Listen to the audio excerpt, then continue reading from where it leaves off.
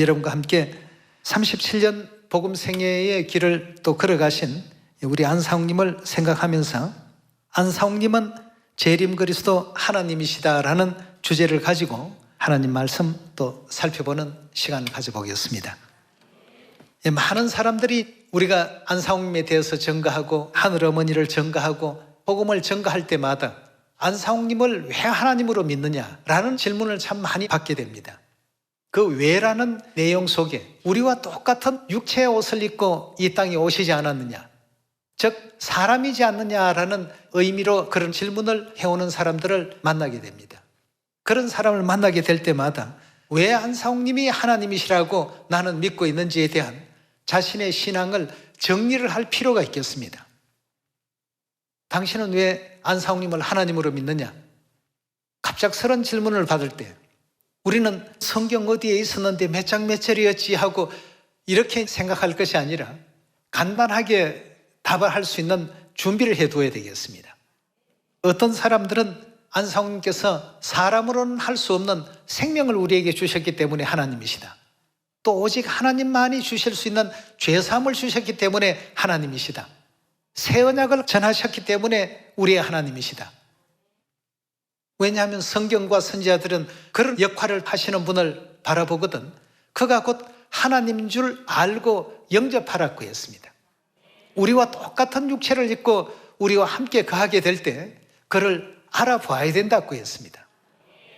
2000년 전 예수님께서 이 땅에 오셨을 때 많은 사람들이 예수님에 대해서 과연 저분이 그리스도이실까? 아니면 선지자이실까? 아니면 그냥 성경을 잘 아시는 선생 정도 되시는 분이실까? 여러 가지 많은 의혹들을 하고 있었습니다. 예수님께서 어느 날 질문을 했죠. 사람들이 나를 누구라고 하더냐? 제자들의 대답은 어떤 이는 엘리야라고 하고 어떤 이들은 예레미야나 선지자 중에 한 분이 아닐까? 이렇게 얘기하고 있습니다. 그럼 너희는 나를 누구라 하느냐라고 예수님께서 제자들에게 질문을 던졌습니다. 다른 사람들은 그냥 선지자 정도로 알고 있고 율법에 대해서 좀 더 잘 아시는 선생 정도로 알고 있지만 베드로는 주는 그리스도시요 살아계신 하나님의 아들이시니이다. 하나님의 아들이라고 한다면 예수님 오신 그때를 기준으로 700년 전에 이사야 선지자로 말미암아 말씀해 놓으신 내용이 있습니다. 이사야 9장 6절에 보시면 이는 한 아기가 우리에게서 낳고 한 아들을 우리에게 주신 바 되었는데 그 어깨는 정사를 메었고 그 이름은 기묘자라 모사라 전능하신 하나님이라 영존하시는 아버지라 평강의 왕이라 할 것임이라 하신 이사야 선지자의 기록이 있지 않습니까? 베드로가 주는 그리스도시요 살아계신 하나님의 아들이시니다라고 하는 것은 당신은 곧 아들로 이 땅에 오신 하나님이십니다. 고백을 했던 것입니다. 예수님께서 얼마나 기쁘셨습니까? 그런 어떤 내용에 대해서 나타내신 적이 없는데 이와 같은 답변을 들었을 때 바요나 시모나 네가 참 복이 있구나. 이를 내게 알게 하니는 이 세상에 있는 어떤 혈육이 아니다.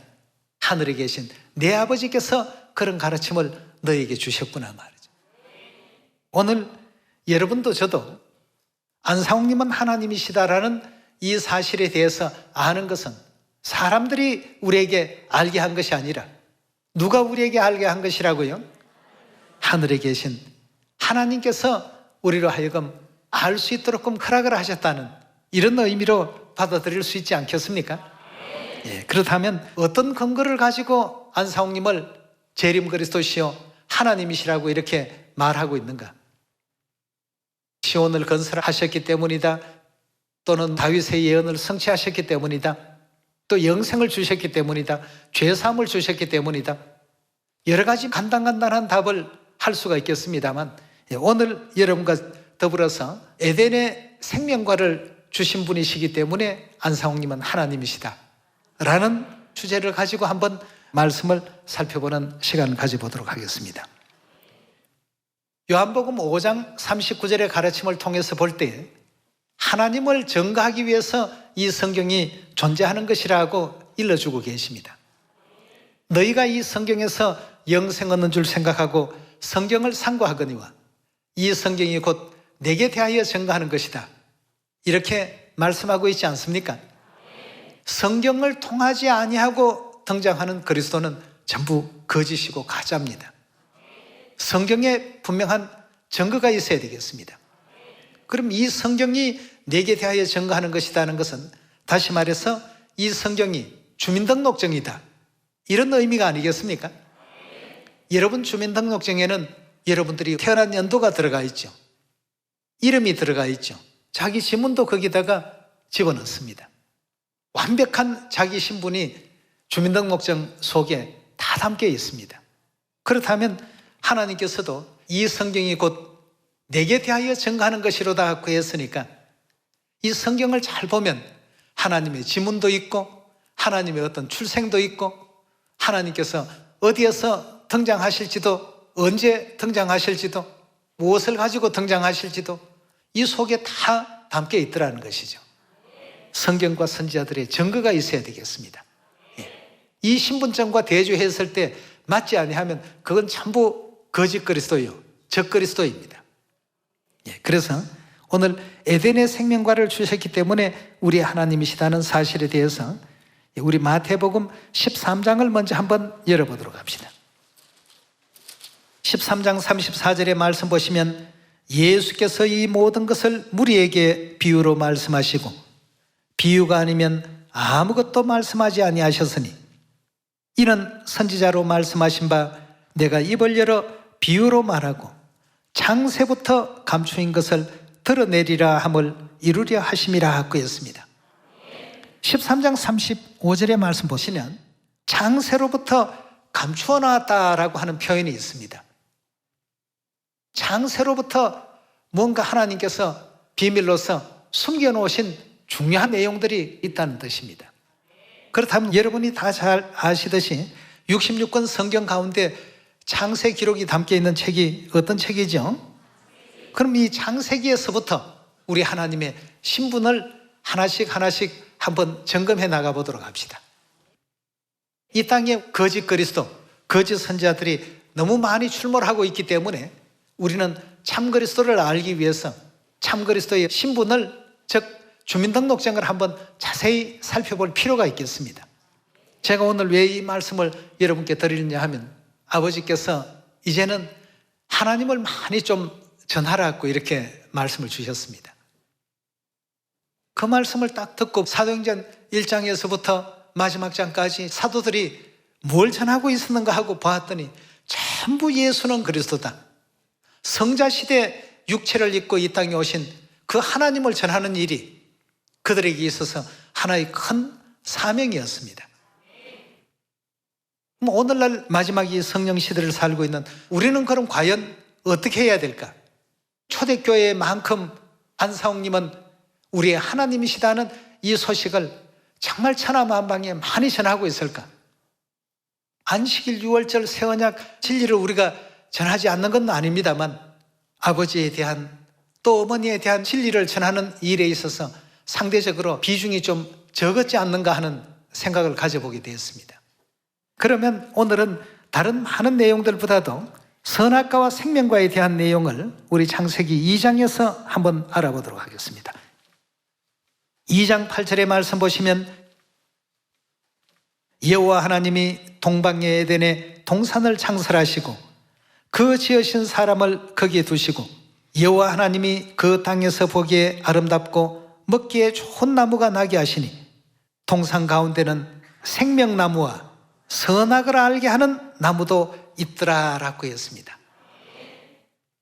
그럼 에덴 동산은 우리가 장착할 영원한 천국을 알려주기 위해서 이 땅에 둔 모형적인 하나의 동산이죠. 거기에는 생명나무도 있고 선악을 알게 하는 나무도 하나님께서 창조해 놓으셨던 것입니다. 자, 좀 전에 우리 마태복음 13장에서 모든 것을 비유로 말씀하셨다고 하셨는데 그렇다면 이 에덴 동산에 일어나는 이 모든 사건들 또한 중요한 예언적인 뜻이 담겨 있는 비유들입니다. 하와를 꾀했던 그 뱀은 요한계시록 12장에 보니까 예뱀, 곧 마귀요 사단이라고 이미 하나님께서 해석해 주신 장면이 있지 않습니까? 예, 그런 식으로 에덴 동산에서 일어나는 이 모든 일들은 하나의 어떤 비유적인 내용으로 그 말씀을 주셨던 것 아니겠습니까? 이 생명과와 선악과에 대한 내용을 2장 17절에 말씀 보겠습니다. 선악을 알게 하는 나무의 실과는 먹지 말라. 선악과는 먹지 말라. 내가 먹는 날에는 정령 죽으리라 고 했습니다.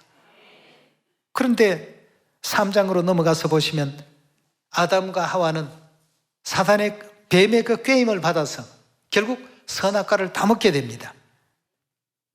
3장 1절의 말씀 넘어가 보겠습니다. 여호와 하나님이 지으신 덜짐승 중에 뱀이 가장 간교하더라. 뱀이 여자에게 물어 가로되 하나님이 참으로 너희들어 동산 모든 나무의 실과를 먹지 말라 하시더냐. 여자가 뱀에게 말하되 동산 나무의 실과를 우리가 먹을 수 있으나 동산 중앙에 있는 나무의 실과는 하나님의 말씀에 너희가 먹지도 말고 만지지도 말라. 너희가 죽을까 하노라 하셨나니라. 뱀이 여자에게 이르되 너희가 결코 죽지 아니하리라. 너희가 그것을 먹는 날에 너희 눈이 밝아 하나님과 같이 되어 선악을 알 줄을 하나님이 아심이라. 여자가 그 나무를 본즉 먹음직도 하고 보암직도 하고 지혜롭게 할 만큼 탐스럽기도 한 나무인지라. 여자가 그 실과를 다 먹고 자기와 함께한 남편에게도 주매 그도 먹은지라. 이에 그들의 눈이 밝아 자기들의 몸이 벗은 줄 알고 무화과 나무 잎을 엮어 치마를 하였더라 하고 했습니다. 결국 여기서 마귀의 꾀임을 받아서 아담과 하와는 선악과를 먹게 됩니다. 하나님께서는 이 선악과에 대해서 먹는 날에는 너희가 정녕 죽게 될 것이다. 그건 하나님 말씀이셨고, 뱀은 뭐라고 했습니까? 먹으면 절대 죽지 않는다라고 이렇게 반대적인 어떤 표현을 사용했습니다. 결국 아담과 하와는 선악과를 먹고 인류의 원죄라는 것을 만들어서 사람은 누구나 태어나면 아담과 하와의 그 죄를 그대로 대대로 물려받아서 죽을 수밖에 없는 인생이 되고 말았습니다. 그렇다면 우리 모든 인류가 선악과의 영원한 그 저주에서 풀려날 수 없는 것일까? 굉장히 참 중요한 대목입니다. 창세기의 이 내용은 하나님을 안 믿는 사람도 거의 모르는 사람이 없을 만큼 유명한 어떤 내용입니다.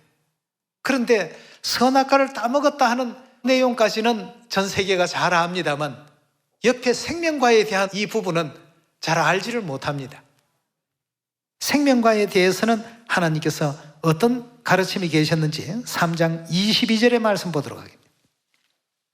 여호와 하나님이 가라사대 보라 이 사람이 선악을 아는 일에 우리 중 하나같이 되었으니 그가 그 손을 들어 생명나무 실과도 따먹고 어떻게 한다고 했습니까? 선악과는 먹으면 죽는다는 특징을 하나님께서 가르쳐 주셨고 생명과는 먹으면 영생한다는 이 특징을 알려주고 계십니다. 그렇다면 아담 하와가 선악과를 먹고 비록 죽게 되었지만 생명과만 다시 먹을 수 있다면 어떻게 되겠습니까? 영생할 수 있습니다. 그런데 하나님께서는 죄인의 손으로는 생명과를 먹을 수 없도록 금하시는 어떤 일련의 조치를 취하십니다. 23절의 말씀 보시면 여호와 하나님이 에덴 동산에서 그 사람을 내어보내어 그의 근본된 토지를 갈게 하시니라. 이같이 하나님이 그 사람을 쫓아내시고 에덴 동산 동편에 그룹들과 두루 도는 화영검을 두어 뭘 지키게 했다고요? 생명나무의 길을 지키게 하시니라 하고 했습니다. 결국 아담과 하와는 에덴에서 쫓겨남을 받게 되고 그룹 천사들 두루 도는 어떤 화영검을 가지고 그 누구도 범접할 수 없도록 하나님께서 생명나무의 길을 막아버렸습니다. 여기에 이제 우리가 꼭 짚고 넘어가야 될 대목이 나옵니다. 에덴 동산의 생명과의 그 길을 누가 막았습니까? 하나님 명령에 의해서 그 길이 차단이 되어버렸습니다. 그렇다면 이 길을 열어주실 수 있는 분이 누구십니까? 오직 하나님 아니고는 안 된다는 것입니다. 예. 여러분 영화나 드라마 같은 것을 바라보시게 되면 등장인물들이 각각 역할이 다 분담이 되어 있지 않습니까? 주인공의 엄마나 아빠나 아니면 주변 인물들 아니면 주인공을 늘 괴롭히는 무리들 다 각자가 하는 역할이 있고 분량이 있습니다. 그런데 생명과의 그 길을 열어주는 역할은 성경에서 하나님만이 하실 수 있는 일로 되어 있습니다. 성경을 천만 번을 바라본다고 해서 그 역할이 주어지는 것이 아니라 이 역할은 오직 하나님만이 오셔서 하시는 역할입니다. 왜냐하면 이 모든 명은 하나님의 명이기 때문에 하나님 명을 다른 사람이 거둘 수는 없습니다. 옛날 조선시대 어명이 대단하지 않습니까? 왕명을 고을의 어떤 군수가 나 못 지켜 이러면 능지처참당하는 그런 일에 처해질 수밖에 없습니다. 반드시 따라야 됩니다. 이 작은 어떤 지구별 속에서의 그 인류 인생들 가운데서도 그러할진데 하늘의 하나님의 영을 온 우주에 뉘라서 따르지 않을 수가 있겠습니까? 절대 거역할 수가 없죠. 그럼 닫으라고 하시는 분은 하나님이시라면 열어주라고 하시는 분도 누구여야만 생명과의 길이 열릴 수 있는 것입니까? 오직 하나님 아니고는 안 되지 않습니까? 그래서 오늘 여러분께서 안상욱님이 왜 하나님이시냐라고 사람들이 물으면 성경에 보면 생명과의 길을 열어주시는 분은 하나님이라고 다 되어 있다고 얘기를 하시고 생명과에 대한 부분을 설명해 주시면 되겠습니다. 마태복음 13장에 볼 때 선악과 생명과에 대한 이 모든 내용이 뭐라고 했습니까? 비유라고 되어 있습니다. 뱀은 마귀를 뜻하고 아담은 오실자이신 그리스도를 뜻하고 말이죠. 그렇다면 이 생명과가 뭔지를 우리가 꼭 알아둘 필요가 있지 않겠습니까? 먹기만 하면 영생 얻는 어떤 생명과의 실체는 과연 무엇일까? 여기에 대해서도 하나님께서 알려주신 그 내용을 요한복음 6장 53절의 말씀 보도록 하겠습니다. 예수께서 이르시되 내가 진실로 진실로 너희에게 이르노니 인자의 살을 먹지 아니하고 인자의 피를 마시지 아니하면 너희 속에 생명이 없나니라. 내 살을 먹고 내 피를 마시는 자는 뭘 가졌다고요? 요한복음 6장을 자세히 보시기 바랍니다. 우리 인류 인생이 영생 얻을 수 있는 길은 창세기의 그 역사를 통해서 볼 때 오직 생명과 먹는 그 길 외에는 하나님께서 허락하신 바가 없습니다. 그런데 요한복음 6장을 보니까 2000년 전 예수님, 즉 육체를 입고 이 땅에 오신 하나님께서 말씀을 주시기를 내 살을 먹고 내 피를 마시는 자는 뭘 갖는다고요? 인자의 살과 인자의 피를 먹고 마시면 영생을 얻는다라고 하니까 하나님께서 영생 얻는 길을 생명과 외에 2개, 3개 많이 만들어 놓으셨다는 뜻입니까? 구약은 그림자요, 신약은 실체입니다. 그럼 구약 그림자 속에 등장했던 비유 속에 등장한 생명과는 결국 신약의 예수님의 살과 피로 등장하고 있습니다. 왜냐하면 에덴 동산의 생명과를 먹으면 영생한다라고 하셨는데 요한복음 6장에서는 인자의 살과 인자의 피를 먹고 마시면 영생한다. 그건 다시 말해서 비유 속에 등장한 생명과는 실체 속에 예수님의 살과 예수님의 피, 즉 예수님 자신이라는 사실을 이 성경을 통해서 확인해 볼 수가 있겠습니다. 54절에 계속 봅니다. 마지막 날에 내가 그를 다시 살리리니 내 살은 참된 양식이요 내 피는 참된 음료로다. 내 살을 먹고 내 피를 마시는 자는 내 안에 거하고 나도 그 안에 거하나니 살아계신 아버지께서 나를 보내심에 내가 아버지로 인하여 사는 것 같이 나를 먹는 그 사람도 나로 인하여 살리라 하고 했습니다. 예수님을 먹는 그 사람이 산다라고 되어 있습니다. 그럼 예수님은 에덴 동산의 생명과라는 이 사실을 우리가 쉽게 이해해 볼 수 있겠습니다. 자, 그렇다면 58절까지 한번 보고 넘어가 봅시다. 이것은 하늘로서 내려온 떡이니 조상들이 먹고도 죽은 그것과 같이 아니하여 이 떡을 먹는 자는 영원히 살 것이다 하고 했습니다. 인자의 살을 먹지 않고 인자의 피를 마시지 않는 자는 다시 말해서 생명과를 못 먹은 자예요. 인자의 살을 먹고 인자의 피를 마신 자는 생명과를 먹은 사람들이 되겠습니다. 그렇다면 2000년 전 예수님께서는 어떤 방법으로 인류에게 예수님의 살과 예수님의 피를 먹고 마시게 했는가? 굉장히 중요한 내용입니다. 자, 이 장면을 한번 찾아가 보도록 합시다. 마태복음 26장 17절의 말씀 보겠습니다.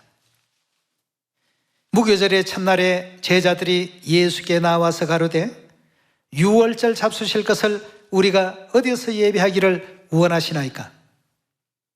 예수님의 살과 피 얘기를 하다가 왜 갑자기 유월절이 등장합니까? 라고 질문하는 분들도 가끔은 계십니다만 예수님의 살과 피와 이 유월절은 굉장히 중요한 관계가 있습니다. 예. 18절의 말씀 보겠습니다. 가라사대 성아나무에게 가서 이르되 선생님 말씀이 내 때가 가까웠으니 내 제자들과 함께 유월절을 내 집에서 지키겠다 하시더라 하라 하신대 제자들이 예수의 시키신 대로 하여 유월절을 예배하였더라고 했습니다. 자, 이 유월절을 준비하고 유월절 먹는 그 예식에 들어가서 우리가 예수님의 살과 피의 그 의미를 발견하게 될 수 있습니다. 26절로 넘어갑니다. 저희가 먹을 때에 예수께서 떡을 가지사 축복하시고 떼어 제자들을 주시며 가라사대 받아 먹으라 이것이 내 몸이라 즉 인자의 살이라 이렇게 지금 표현해 주셨고요. 27절의 말씀 보시면 또 잔을 가지사 사례하시고 저희에게 주시며 가라사대 너희가 다 이것을 마시라. 잔 안에 담겨 있는 유월절의 그 포도주를 가지고 말씀하시기를 너희가 다 이것을 마시라. 28절입니다. 이것은 유월절의 그 포도주는 죄의 사함을 얻게 하려고 많은 사람을 위하여 흘리는 바 나의 피 곧 언약의 피니라고 했습니다. 다시 말해서 유월절의 떡은 예수님의 살로서 포도주는 예수님의 피로서 유월절 예식 안에 그 모든 약속을 담아 놓으시고 그 약속을 새 언약이라고 하시면서 이 유월절 이 진리를 더욱더 견고하게 해놓으셨죠. 누가복음 22장 7절입니다. 유월절 양을 잡을 무교절 일이 이른지라 예수께서 베드로와 요한을 보내시며 가라사대 가서 우리를 위하여 유월절을 예비하여 우리로 먹게 하라. 여짜오되 어디서 예배하기를 원하시나이까? 이라시되 보라 너희가 성내로 들어가면 물 한 동이를 가지고 가는 사람을 만나리니 그에 들어가는 집으로 따라 들어가서 그 집 주인에게 이르되 선생님이 내게 하는 말씀이 내가 내 제자들과 함께 유월절을 먹을 객실이 어디에 있느뇨 하시더라 하라. 그리하면 저가 자리를 베푼 큰 다락방을 보이리니 거기서 예배하라 하신대 저희가 나가 그 하시던 말씀대로 만나 유월절을 예배하니라. 때가 이름에 예수께서 사도들과 함께 앉아서 이르시되 내가 고난받기 전에 너희와 함께 이 유월절 먹기를 원하고 원하였도다 하고 했습니다. 유월절을 잡수시는 대목을 19절로 넘어가 보겠습니다. 또 떡을 가져 사례하시고 떼어 저희에게 주시며 가라사대 이것은 너희를 위하여 주는 내 몸이라. 유월절 떡을 떼주시면서 내 몸이라 즉 내 살이라 너희가 이를 행하여 나를 기념하라 하시고 저녁 먹은 후에 잔도 이와 같이 하여 가라사대 유월절의 그 포도주가 담긴 잔을 이 잔은 내 피로 세우는 뭐라고요? 새 언약이니 누구를 위하는 것이라고요? 너희를 위하여 붓는 것이라고 했습니다. 아담 하와의 선악과의 그 원죄를 물려받은 인류 인생들을 위해서 하나님께서 하실 수 있는 최선의 일이라고 한다면 생명과를 먹여주는 일입니다. 근데 요한복음과 마태복음과 누가복음을 통해서 볼 때 인자의 살을 먹고 인자의 피를 마시는 사람은 영생을 가졌다고 이렇게 표현해 주셨습니다. 예수님의 살과 피를 먹고 마실 수 있는 언약의 진리가 어떤 진리였습니까? 유월절 새 언약의 진리였습니다. 이 유월절 새 언약 진리가 있는 그곳에는 바로 뭐가 있다는 증거가 되겠습니까? 생명과가 있다는 증거요. 여러분들이나 저나 유월절 해마다 지키고 있습니다. 우리는 해마다 생명과를 다 먹고 있습니다. 그런데 우리가 하나님 허락도 없이 생명과 먹을 수 있나요? 절대 먹을 수 없습니다. 그럼 우리가 생명과를 먹을 수 있다는 이 의미는 누가 우리에게 그 길을 열어주시고 생명과를 먹도록 하셨기 때문입니까? 누가 오셨기 때문이죠? 하나님께서 오셨기 때문에. 누가 우리에게 유월절 떡과 포도주를 허락했습니까? 아버지 안상우님, 또 함께 오신 우리 새 예루살렘 하늘어머니. 네. 그리스도 안상우님에 의해서 이 모든 닫혀있던 문이 열렸습니다. 그렇다면 우리는 이는 곧 누구라는 사실을 알아야 됩니까? 우리의 하나님이시라. 우리가 그를 기다렸으니 그가 우리를 구원하실 것이로다. 2000년 전 예수님을 바리새인 서기관들이 핍박하고 회방하고 복음을 전할 때마다 가는 곳곳마다 패역한 행위들을 했던 것처럼 오늘날 이 시대에도 그런 사람들은 반드시 있게 됩니다. 이사야 51장 7절입니다. 의를 아는 자들아, 마음에 내 율법이 있는 백성들아, 너희는 나를 듣고 사람의 회방을 두려워 말라, 사람의 비방에 놀라지 말라 하고 했습니다. 반드시 그런 걸 인해서 놀랄 사람도 있고 그런 일로 인해서 두려워할 사람들도 있기 때문에 하나님께서는 이사야 선지자를 통해서 이미 경고를 해놓으셨습니다. 8절입니다. 그들은 옥같이 조맥에 먹힐 것이며 그들은 양털같이 벌레에게 먹힐 것이로되 나의 의는 영원히 있겠고 나의 구원은 세세 미치리라. 여호와의 팔이여 깨소서 깨소서, 능력을 베푸소서. 옛날 옛시대에 계신 것 같이 하소서.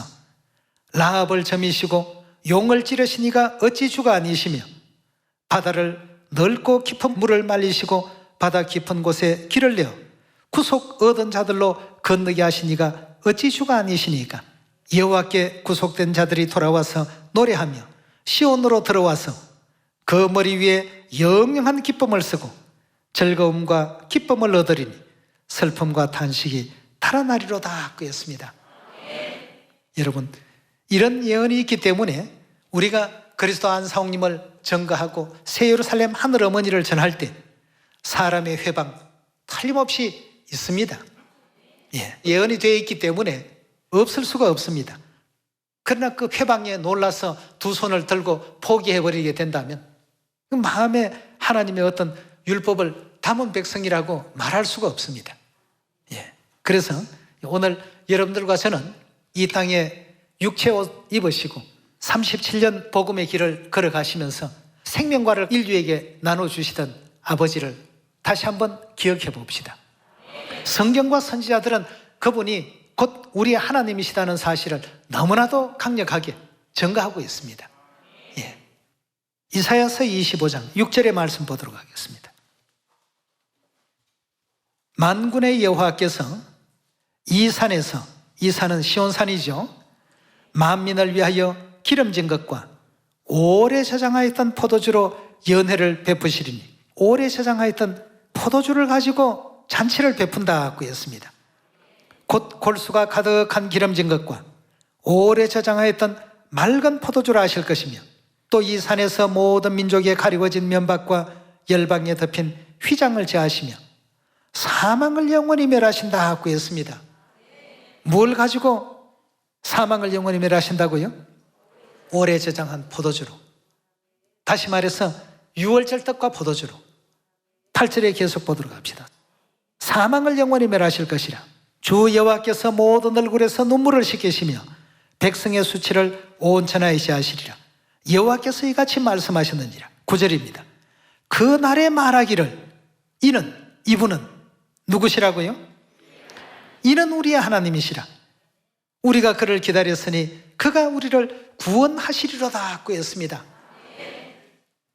하나님께서는 틀림없이 우리 인류 인생들에게 생명과를 가지고 오시는 분입니다.